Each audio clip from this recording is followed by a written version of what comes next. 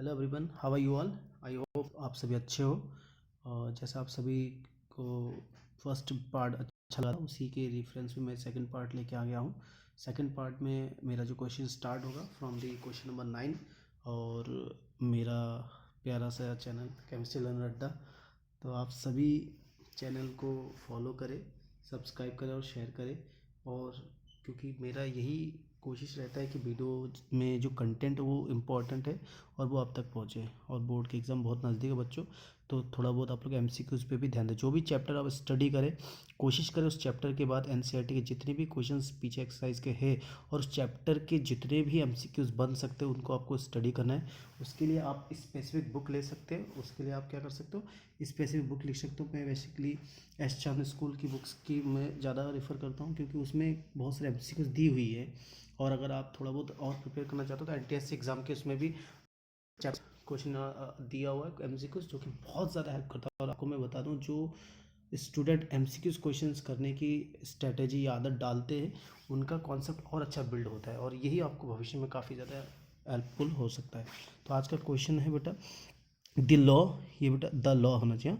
The law of the modern periodic table was proposed by, यानी कि जो modern periodic वाले इसे कह सकते हैं आधुनिक आवर्त सारणी। आधुनिक आवर्त, तो आधुनिक आवर्त सारणी किसने दिया है बच्चों, आपको पता होना चाहिए। ये मोजले ने दिया था, HGI मोजले ने दिया था। ठीक है, ये थोड़ा सा आपको आवर्त सारणी वाला चैप्टर का है, 10th क्लास का है। नेक्स्ट जो क्वेश्चन है आपको बच्चों, बहुत इजी क्वेश्चन है। Which of the following pair will give displacement reactions. देखो बेटा, यहाँ डिस्प्लेसमेंट रिएक्शन आपको पता होना चाहिए। हिंदी में कहते हैं विस्थापन अभिक्रिया। ये हिंदी मीडियम बच्चे भी थोड़ा ध्यान दें और आप लोग कोशिश करें इंग्लिश में समझने की, क्योंकि साइंस हमेशा इंग्लिश के लिए रेफर की जाती है। तो विस्थापन अभिक्रिया की यहाँ बात किया जा रहा है, तो आपको पता होना चाहिए विस्थापन अभिक्रिया क्या होता है।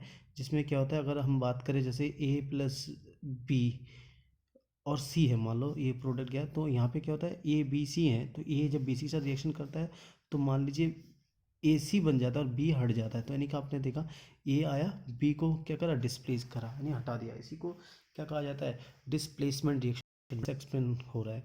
तो आपको इसमें से टिक करने हैं, उस चूज़ करने की कौन सा वाला पेयर जो है डिस्प्लेसमेंट रिएक्शन को सजेस्ट कर रहा है। तो आप देख सकते हो ऑप्शन है FeSO4 सोल्यूशन और कॉपर का, और सिल्वर नाइट्रेट और कॉपर का, कॉपर सल्फेट और सिल्वर का NaCl। तो इसमें सही ऑप्शन है बेटा, आप लोग कैसे कर सकते हो, सिल्वर नाइट्रेट सोल्यूशन और कॉपर मेटल का।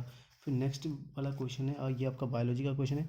The impulse of heart beat originate. आपको पता होना चाहिए जो हार्ट बीट में जो इम्पल्स आता है, हिंदी में कह सकता हूँ जो हृदय की स्पंदन जो होती है वो कहाँ से ओरिजिनेट, कहाँ से उत्पन्न होती है, ये आपको पता होना चाहिए बेटा। ये ऐसे नोट्स होती है। मैं सीधा आंसर बता रहा हूँ, मैं ऑप्शन नहीं, ऑप्शन आप देख सकते हो, मैं ऑप्शन आप लोग पढ़ भी रहे हो।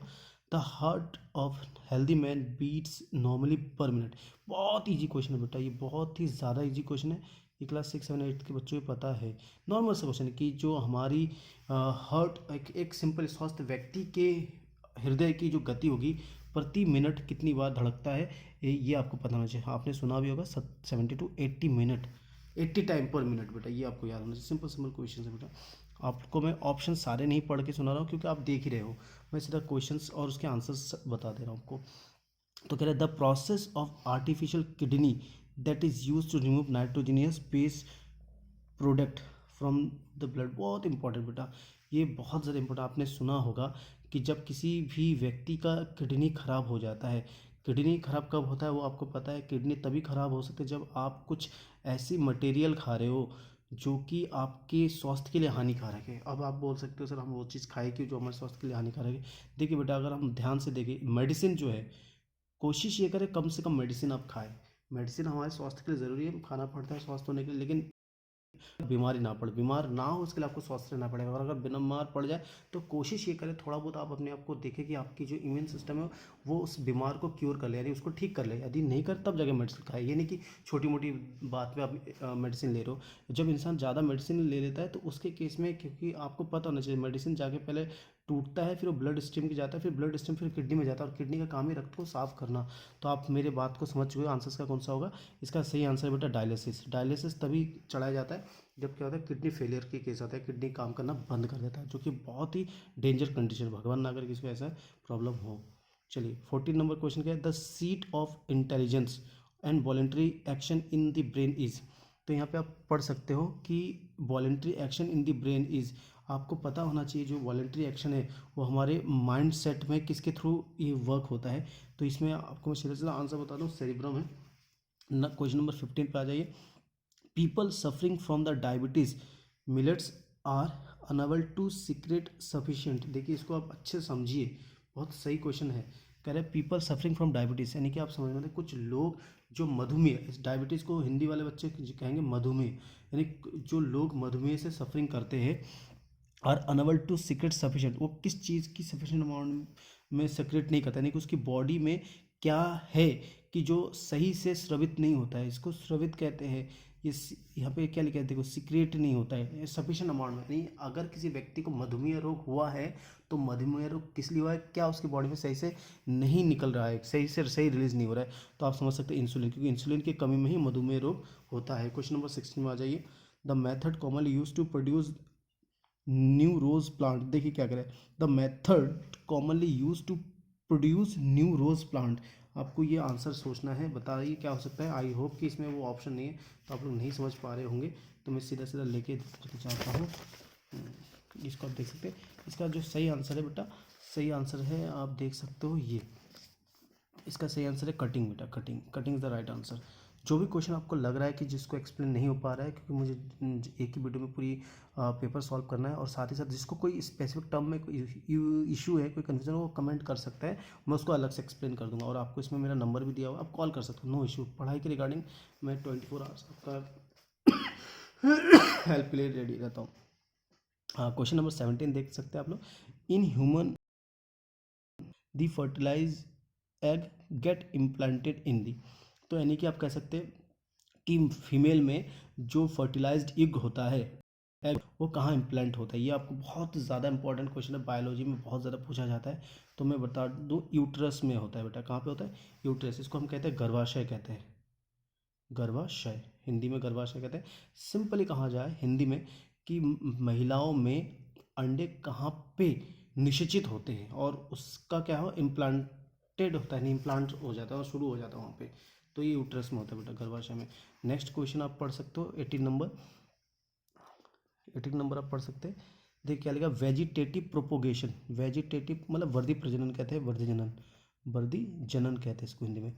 Vegetative propagation can takes place by means of, इसका क्या मतलब होता है, जब भी आपने ये वर्ड सुना होगा वर्धी प्रजनन या वर्धी जनन, कब होता है और इसका क्या मतलब है, और ये किस किस से हो सकता है, तो ये रूट से भी हो सकता है, स्टीम से भी हो सकता है और लीफ से भी हो सकता है, तो ऑप्शन करेक्ट ऑप्शन।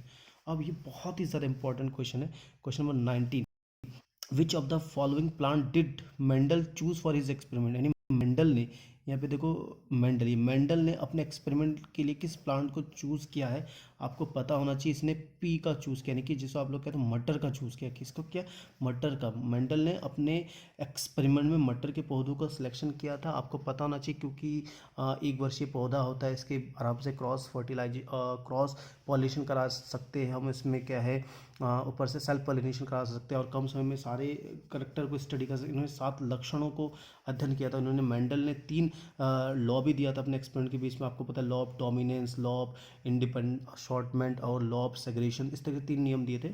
हमें उतनी भी डीप नहीं जाना है, मैं सिर्फ आपको ये बताऊंगा कि इन 4 में से कौन सा ऑप्शन है जो कि मेंडल ने, अब आपको पता तो चलेगा मटर, लेकिन मटर का बोटनिकल नेम पता होना चाहिए या वनस्पति नाम, ये है पाइसम सटाइवम, इसका सही ऑप्शन हो गया बेटा। नेक्स्ट क्वेश्चन है which of this is not the part of Darwinism, डार्विनवाद की बात हो रहा है, डार्विनवाद, डार्विनिज्म को तो डार्विनवाद कहा जाता है बेटा, बहुत इंपॉर्टेंट क्वेश्चन है। मे बी किसी बोर्ड में ये क्वेश्चन इस टॉपिक को हटा दिया गया, लेकिन बहुत इंपॉर्टेंट है, तो आपको देखना है कि इनमें से कौन सा जो है डार्विनवाद से संबंधित नहीं है, आपको ये बताना है डार्विनवाद से कौन सा संबंध नहीं है। तो इसमें है use and disuse of organ, ये बेटा लैमार्क का है, ये किसका है, लैमार्क ने कहा था इस चीज़ को, यूज़ ऑफ एंड डिसयूज़, ये लैमार्क का है।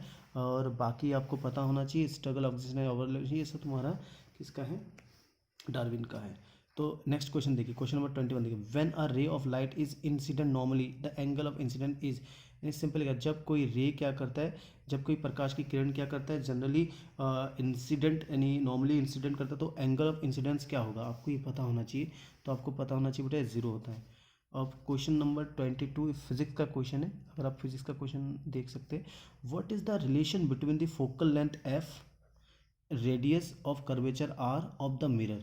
सिंपल सा क्वेश्चन है, आपको ये बार बार पूछा जाता है। F equals to two r होता है, इसका कहते हैं f equals to two r होता है, या अगर और आप आर इक्वस टू लिख सकते हैं एफ बाई टू कर सकते हैं, ये होता है बेटा। तो ये आप समझ सकते हैं कौन सा ऑप्शन है, ए ऑप्शन हो जाएगा।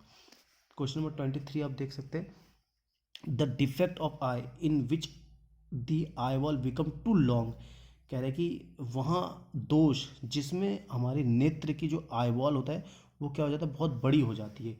ये कौन सा रोग है, जिस ऐसा कौन सा रोग है जिस रोग में व्यक्ति के आँखों का जो आई वॉल क्या हो जाता है बेटा, वो बड़ी हो जाती है। मैं आपसे यही कहूँगा कि वीडियो पूरी लास्ट देखें, लास्ट तक देखें, एंड तक देखें, क्योंकि जब तक आप पूरी एंड तक नहीं देखो आप बहुत सारे क्वेश्चन मिस करोगे। और ज़्यादा से ज़्यादा क्या करें, आप वीडियो को चलाकर स्पीड कर दीजिए। अगर मैं बहुत धीरे पढ़ा रहा हूँ, वो स्लो जा रहा है, तो आप 2x 1x 1.5x करके कान में हेडफोन लगा के चुपचाप से आँख बंद करके ध्यान से सुनेंगे ना, तब भी क्या आपको बहुत क्वेश्चन सॉल्व हो जाएगा। और इजी वे में आपको ये सारी बातें बता रहा हूँ। और अगर कोई क्वेश्चन आपको लगता है कि यार कन्फ्यूज़न है, तो आप पूछ सकते हो, कमेंट करके पूछ सकते हो, मैं आपको पर्सनली आपको उसका आंसर दे दूंगा बेटा। तो ये क्वेश्चन आप समझ सकते हैं कि हाँ, कि कौन सा ऐसा दोष जो मनुष्य के नेत्र से संबंधित है, जिसमें आई वॉल क्या हो जाता है, बड़ी हो जाती है। तो इसको बेटा कहा जाता है मायोपिया कहा जाता है, मायोपिया। आप इसको क्या कहते हो, मायोपिया, या इसको कई लोग कहते हैं निकट दृष्टि दोष भी कहते हैं। और क्या है दूसरा, हाइपरमेट्रोप, ये दूर दृष्टि दोष हो गया।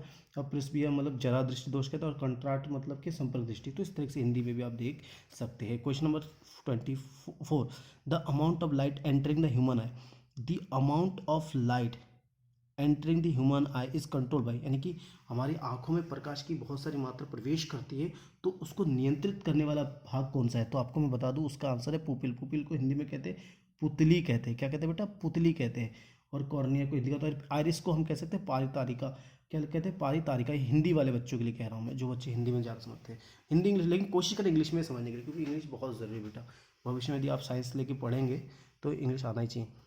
बहुत आसान सा क्वेश्चन, जूल या coulomb is the same. Joule और कोलम, जूल और कोलम सेम है एज केस किस में, बोल्ट के केस में। ठीक है, तो बोल्ट के केस में क्या है, ये सेम है। नेक्स्ट क्वेश्चन आप देख लीजिए। क्वेश्चन नंबर नेक्स्ट देखें, हाँ ये आपको दिख रहा होगा। क्वेश्चन नंबर 26 देखिए, बहुत सा इजी सा क्वेश्चन है, आप पढ़ सकते हैं कि the work done in a moving unit. देखो पढ़ो बढ़िया से, क्या कहा जा रहा है, the work done in a moving unit positive charge across 2 point electric circuit is measure. कहा जाता है कि किसी किसी एकाक बिंदु में, किसी एक क्षेत्र से दूसरे बिंदु तक लाने में किया गया कार्य क्या कहा जाता है। इससे हम क्या कह सकते हैं, बता सकते हो बच्चों। देखिए द वर्क डन, यानी वर्क डन मतलब किया गया कार्य इन अ मूविंग यूनिट पॉजिटिव, किसी धनात्मक चार्ज को एक बिंदु से, विद्युत क्षेत्र के किसी एक बिंदु से दूसरे बिंदु में लाने में किया गया कार्य, लाने में किया गया कार्य क्या कहा जाता है। इसे कहा जाता है पोटेंशियल डिफरेंस कहा जाता है। पोटेंशियल विद्युत विभव कहा जाता है या क्या कह सकते हैं, पोटेंशियल डिफरेंस। डिफरेंस इसको क्या कहते हैं, पोटेंशियल डिफरेंस। क्वेश्चन नंबर 27 देख सकते हैं। 27 का, a tesla is a equivalent of, ये क्वेश्चन भी फिजिक्स का क्वेश्चन है, आपको ये आनी चाहिए बेटा। A tesla is a equivalent to, किसके बराबर होता है, तो मैं आपको बता दूं ये होता है आपका न्यूटन पर, देखो न्यूटन पर एम्पियर, क्या लिखा, पर एम्पियर मीटर। ठीक है, न्यूटन पर एम्पियर, न्यूटन पर एम्पियर मीटर हो गया। ठीक है, अब 28 नंबर क्वेश्चन आप देख सकते हैं। कहा गया magnetic field due to the current, magnetic field due to current through the straight conductor depends on, यानी कि सिंपली ये कहा जा रहा है कि मैग्नेटिक फील्ड से क्या मतलब होता है, चुंबकीय क्षेत्र होता है। करंट से मतलब होता है धारा, थ्रू अ स्ट्रेट, और किसी सीधी रेखा की में कहा जा रहा है। जब कंडक्टर यानी कंडक्ट होता है, डिपेंड करता है, वो किस पे डिपेंड करता है बेटा, वो आपको बताना है। ये इसके लिए आपको सोचना पड़ेगा। मैं इसको एक काम करता हूँ, ये क्वेश्चंस आपके लिए कह देता हूँ, होमवर्क देखता हूँ, इसको कमेंट में आप लोग आंसर देंगे। 28 वाला क्वेश्चन आपको कमेंट में देना है, देखते कितने बच्चे इसको आंसर देते हैं। चलो मैं 29 में बता देता हूँ। The flow of energy in ecosystem, ecosystem को बेटा हिंदी में कहते हैं पारिस्थितिक तंत्र, जो कि पारिस्थितिक शब्द जो दिया था ओडम ने दिया था, टेंसले, इसमें एक एजी टेंसले है और एक ओडम है, दो व्यक्ति इसमें बहुत ज़्यादा फेमस है। तो एजी टेंसले ने पारिस्थितिक शब्द का प्रयोग किया था, और पारितंत्र जो है ओडम ने, ये दो व्यक्ति इसमें इंपॉर्टेंट है। तो कह रहे पारितंत्र या पारिस्थितिक टन ऑफ एनर्जी, वो क्या रहता है, नहीं ऊर्जा का जो प्रवाह होती है वो हमेशा याद रखना बेटा यूनिडायरेक्शन होती है, एक दिशा ही होती है, याद रखना। फिर दूसरा है ये वाला क्वेश्चन, थोड़ा बहुत क्या है, थोड़ा बहुत ऐसा लगता है हिस्ट्री का क्वेश्चन है, पर ये भी बहुत इंपॉर्टेंट है कि Ganga action plan was started in, याद रखना ये 1985 को, बेटा 1985 को स्टार्ट किया गया है। क्वेश्चन नंबर 31 में आ जाइए। देखिए क्वेश्चन नंबर 31 में देखिए, चलो क्वेश्चन नंबर 31 ये मैं आपको पार्ट 3 में समझाऊंगा, तो बच्चों आप लोग इस तरीके से इन सारे वीडियोस को देखें, ठीक है। Thank you so much video को अंत तक देखने के लिए। नेक्स्ट वीडियो आपको बहुत जल्दी अपलोड कर दिया जाएगा। धन्यवाद।